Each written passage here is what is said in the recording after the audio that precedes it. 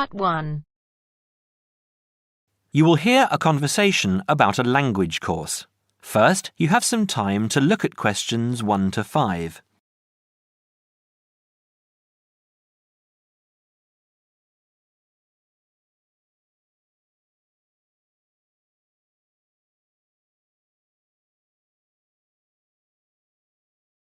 You will see that there is an example that has been done for you. On this occasion only, the conversation relating to this will be played first. Good morning, Borgheimer language courses. How may I help you? Oh yes, I contacted you some time ago about following a German course in Germany, and you advised me to take your placement test before we go any further.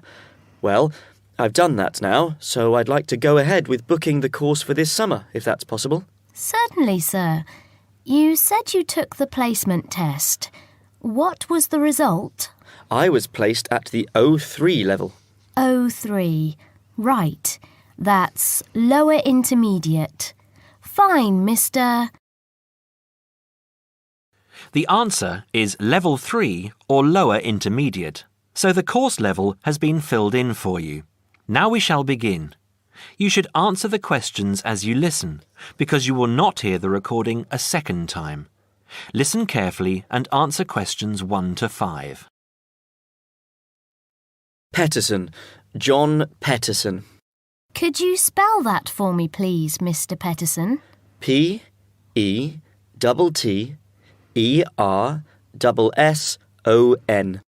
That's a double T and a double S. Am I right? That's right. Now, could I ask you where the course takes place? Well, we offer courses in Hamburg and Berlin. For your level, there's never a problem. There are always plenty of people for the intermediate classes. Oh dear. Does that mean that there might be a lot of students in my class? I wouldn't be very happy about that. No, don't worry, Mr. Petterson. The maximum class size is 12, but I've never known there to be more than 9 or 10 in a class. It could even be 5 or 6. Good. Actually, I'd prefer to study in Berlin. And how long is the course? 3 weeks, 5 hours a day. 2 hours only on Saturday. Sundays free. I see. And what about accommodation? There you have a choice, Mr. Petterson. You can either stay with a German family who are used to having such guests, or you can stay on the university campus, or we can book you into a nearby bed and breakfast. Is there a big difference in price? Not really. Staying with the family works out the cheapest, and the bed and breakfast is a bit more money. Staying on the university campus comes somewhere between the two price-wise, but Berlin is not too expensive anyway. Which do you recommend? Well, if you want to practice your German and be part of a German family, I would recommend staying with a family. Our families are all hand-picked, and we've never had any sort of complaint. Yes, I'll probably do that then. What are the dates of the course? The first summer course starts on the 1st of June in Hamburg and a week later in Berlin, which is what would concern you as you have chosen the Berlin course. That's the 8th of June. The next course would begin on the 2nd of July and then... The 2nd of July course would be perfect for me. Can you put me down for it now? Certainly, Mr. Petterson. Can I have your address, please? 26 Mayfield Drive, Orpington, Kent. I'm afraid I can't remember the postal code. Don't worry, Mr. Petterson. I'll check on it.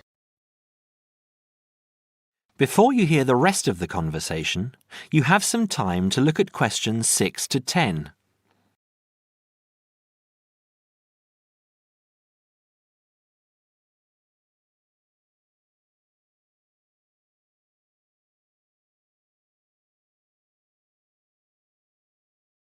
Now listen and answer questions 6 to 10. There are a couple of other things I'd like to ask. Certainly. What do I need to bring on the course? Well, apart from the obvious, you'll need our textbooks. I'll email you the name and publisher. You should be able to find it in your local bookstore. If you do have problems, call me or email me and I'll see what I can do. We provide the computers, computer disks, translation exercises and all that sort of thing, but you will need a good dictionary. We recommend Langenscheidt, which is more than adequate for your level. You don't have to go and spend a lot of money on an expensive dictionary. Not yet, anyway. Maybe you will when your German reaches a very high standard. That would be very nice. Now, finally, what about the cost of the course? And how do I pay? Would you like to pay that in pounds or in euros? Euros would be fine. In that case, it's 550 euros. You can pay by credit card if you like. Oh dear, I'm afraid I haven't got a credit card. How else can I pay? That's not a problem, Mr. Peterson. You can pay by bank transfer. Fine. By the way, I forgot to mention I am a full-time student. Have you got a student card? Oh, yes. Then that does make a difference, you'll be pleased to hear. You are entitled to 35% off the full price. And if you can persuade a few people to join you, it would work out even cheaper. How do you mean exactly? Well, for every 5 people you find, 1 goes free. In other words, if there are 6 of you, you get 1 free course. Of course, in reality, you would divide up the savings amongst you, presumably. Right. Well, I'll see what I can do. Thank you. Not at all, Mr. Peterson, and I'm sure you'll enjoy the course. There are, of course, sightseeing possibilities. Would you like me to send you our brochure describing them? Yes, thank you. I'd appreciate that. Anyway, thanks for your help. If I want to call back, who do I ask for? Susanna. I'm here most of the time.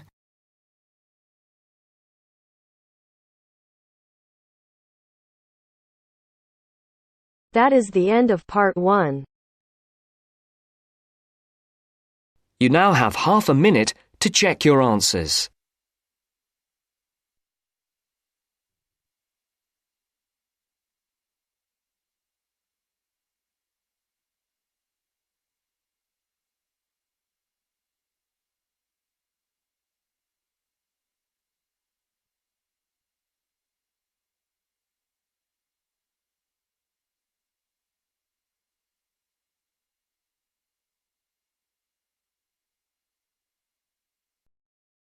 Now turns to part 2.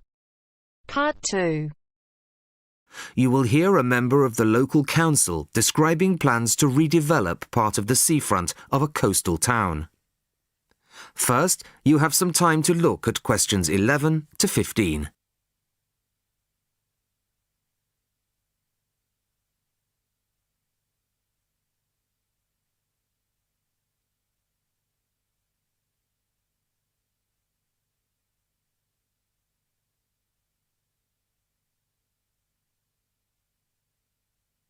Listen carefully to the first part of the talk and answer questions 11 to 15. Good evening, everybody. I wasn't expecting to see so many people. Clearly, this is an issue of great local interest. Thank you all for coming. Well, as you all know, I've come to talk about the council's plans for redeveloping the western part of the seafront. Firstly, of course, the Queen's Parade shopping centre is to be demolished. It was built on the cheap and in a hurry in 1953 and recently came third in a national newspaper's ugliest buildings in the country list, so I don't think anybody's going to miss it. The question was, what do we replace it with? Well, after consultations with the local community, we decided, as I'm sure most of you are aware, to replace it with a complex of small shops and workshops, plus a 3-screen cinema. We particularly didn't want another bland glass and steel shopping centre full of the same old chain stores as every other town centre. No, this is our chance to do something just a little bit different. I'll start at the top. On the 3rd floor will be a cafe and a restaurant. Part of this will be open air, so people can enjoy a meal or a cup of coffee in the fresh air, weather permitting, of course. Below this will be the cinema, and below that, on the 1st floor, will be some much-needed council offices. We're getting very cramped in the town hall, I can assure you. On the ground floor will be 20 small shop units, ranging in size from 20 to 50 square metres. Also on the ground floor will be 5 workshop spaces, which we hope will attract small manufacturing businesses back to the town centre, providing some additional local employment.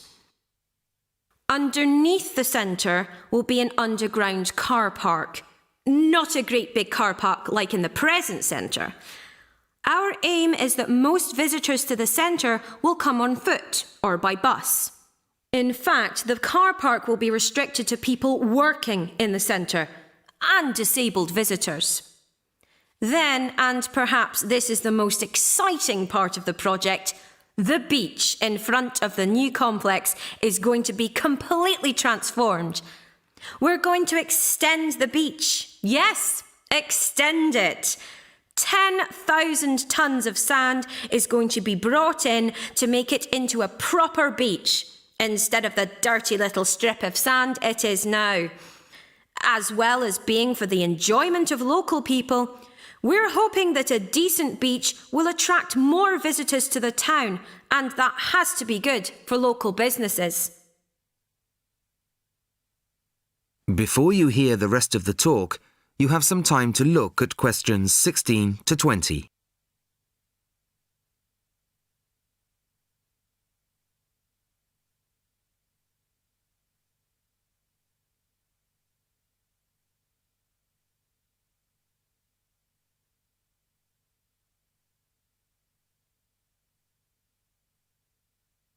Now listen and answer questions 16 to 20.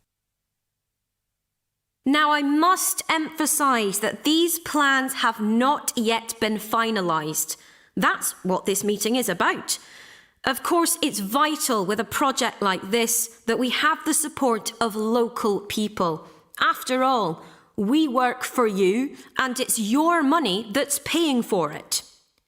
So, first of all, the plans for the new centre are going to go on display in the town hall. They'll be there from Monday the 5th of March until Friday the 6th of April. Plenty of time for anybody who's interested to get over there and have a look at them, I think. There'll be a suggestions box in the same room as the plans. Anybody who has anything to say is welcome to fill in a suggestions form. These forms will be looked at and taken seriously, you can be sure of that.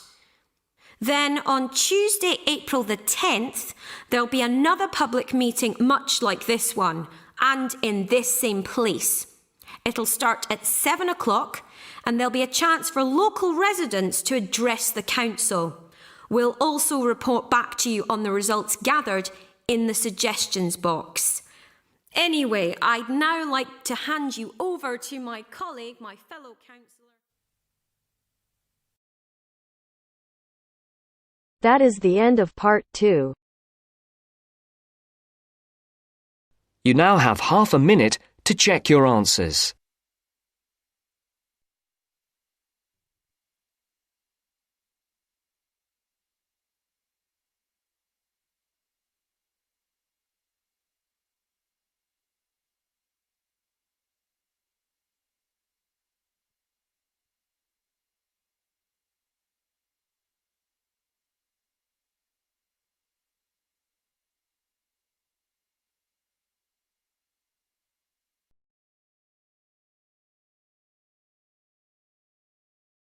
Now turns to part 3. Part 3. You are going to listen to a radio programme about buying a house. First, you have some time to look at questions 21 to 25.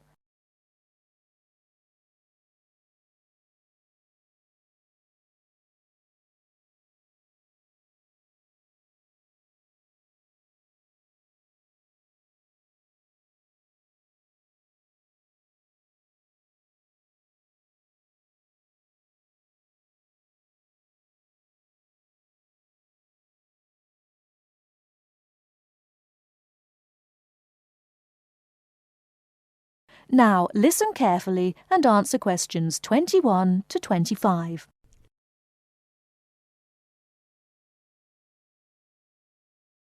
Good afternoon, listeners. Today, I'd like to welcome Edward Fox, who is going to talk to us today about buying a house. Edward. Thank you, Eunice. For most people, at least, buying a house is a major life event, and probably the single most expensive item you are ever likely to buy. It is also a place that you can make your home. Therefore, thinking carefully before you make a purchase is of the utmost importance. One of the most important things to consider before buying any property is the location, because remember, it is where you plan to spend a large part of your life, or indeed the rest of your life in some circumstances. Therefore, consider the type of life you enjoy leading. Are you a very sociable person who enjoys nightclubs and discos? If so, then you may wish to consider something close to the city, or indeed in a city where it is convenient for all types of nightlife. On the other hand, if, like me, you prefer a quieter life, then you may want to consider something away from the city. However, do remember that proximity to your place of work is also important. Indeed, we spend most of our life at work, and you don't want to have to spend 2 or more hours every day travelling to work now, do you? Therefore, transport is the utmost importance. City suburbs, however, are often conveniently located for commuting to work, all for shopping, without being in the heart of a busy city. You may, however, think that a house in the suburbs would be far too expensive. Yet houses located in cities can often exceed the price of suburban houses. So check out the prices. You may be surprised. Family is another important consideration. You may prefer a house that is away from a busy street or main road. And of course, remember that children have to attend school. Is there a good school in the area, or would your children have to travel a long distance to get to school? Therefore, if you have children, or you plan to have children, location is a very important factor. And of course, remember that a family influences the size of the property. Before you hear the rest of the talk, you have some time to look at questions 26 to 30.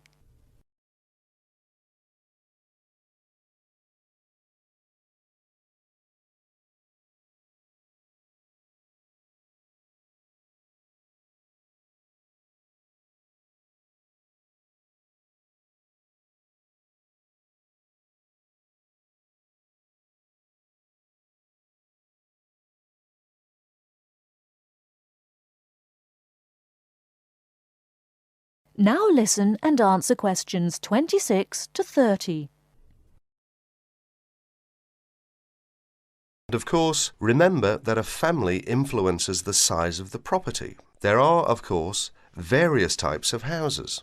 There are detached houses which stand alone and are not joined by to another building. Then there are semi-detached houses, which, incidentally, are the most common, and for good reason. Because they are less expensive than detached houses, this is because they are, in fact, 2 houses joined together, and therefore take up less space. And finally, there are townhouses, which are many houses joined together to form a long row. But don't think that townhouses are less expensive than semi-detached houses. They rarely are. This is because they are usually built in cities where the prices of property is very expensive indeed. The age of property is another consideration. If you're considering buying an old house, beware. You may be faced with expensive repairs and renovation bills. So have the house thoroughly checked by a professional surveyor before you decide to buy. But then again, there are things you can look for yourself. Things such as the condition of the woodwork, especially doors and windows that can be expensive to replace. More importantly, make sure all the fixtures and fittings, things such as cupboards, sinks, taps, bathtubs, are all in good working order, because replacing kitchens and bathrooms can be a very costly business. And don't forget the garden. If the property has one, if you enjoy gardening, then fine. But if you don't enjoy gardening, then you may prefer a small garden as opposed to a big one. But even if you do enjoy gardening, it is important to remember that gardens take up a lot of your time. So keeping a garden in good order may be very difficult if you work long hours. One final thing is the general feel of the place. Does it have a good atmosphere? And most importantly of all, would you feel comfortable living there? Thank you, Edward. But I'm afraid that's all we have time for today. But I'll be back next Wednesday when my guest speaker will be talking about buying a computer. So until then, bye for now.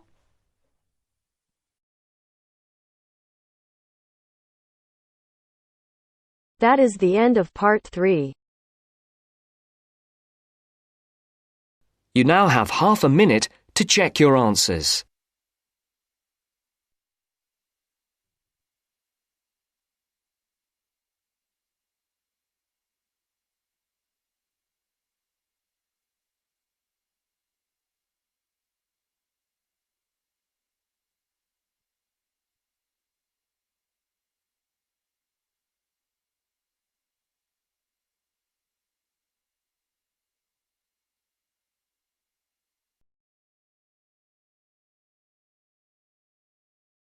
Now turns to part 4.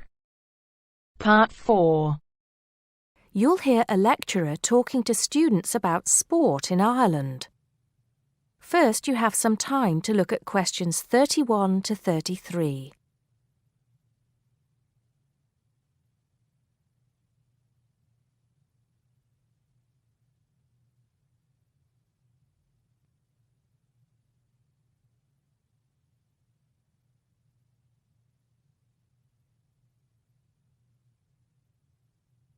Now listen carefully and answer questions 31 to 33. Now, today we're going to be finding out about the most popular sports in the Emerald Isle. That's Ireland, of course. Can you guess what they are?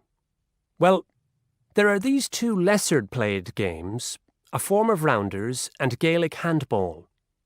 But we'll start with one which is perhaps over 3,000 years old, arriving in Ireland with the Celts, some claim.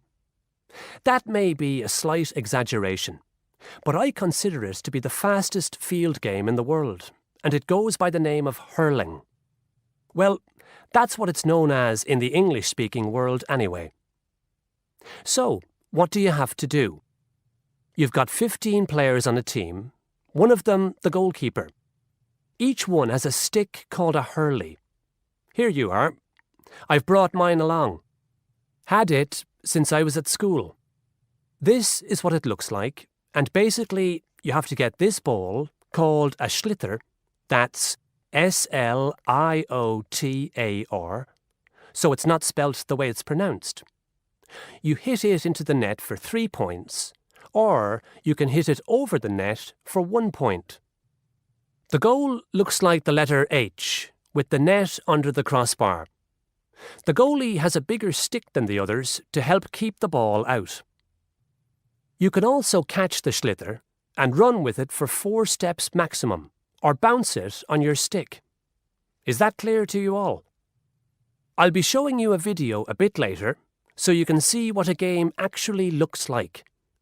You might like to think of it as a mixture of lacrosse, hockey, and baseball. Oh, and it's played by women too, but it goes by the name of camogie in that case. Before you hear the rest of the talk, you have some time to look at questions 34 to 40.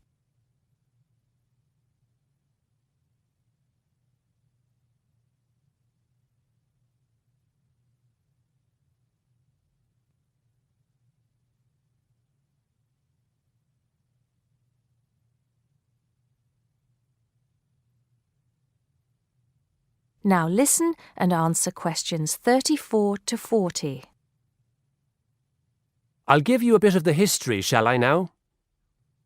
Generally, the golden age of the game is considered to be the 18th century. But systematic rules were first agreed and drawn up at that great shrine of learning, Trinity College Dublin, in 1879, founding the Irish Hurling Union, closely followed just a few years later by the formation of the Gaelic Athletics Association. With greater organisation last century, the All-Ireland Hurling Championship got off to a flying start, and I'm proud to say that my own native city of Cork has won more than 20 titles over the years. But then, so have Kilkenny and Tipperary. Is it only played in Ireland? No. Well, it is the only country with a national team at the moment. But you may be surprised to discover there are hurling clubs in London, as well as in America and Argentina, to name just a few. The other game I'd like to take a little time to introduce you to is Gaelic football, which is played on the same pitch as hurling with the same number of players. But there's no net. You just have to get the ball over your opponent's goalposts. And you can do that by kicking or punching the ball.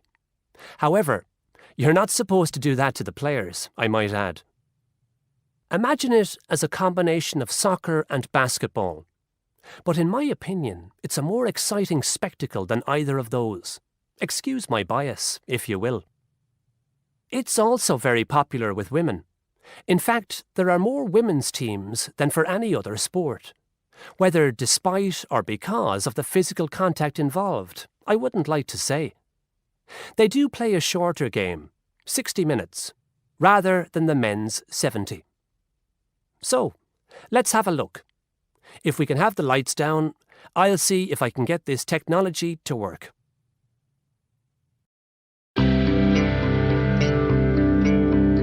That is the end of part 4.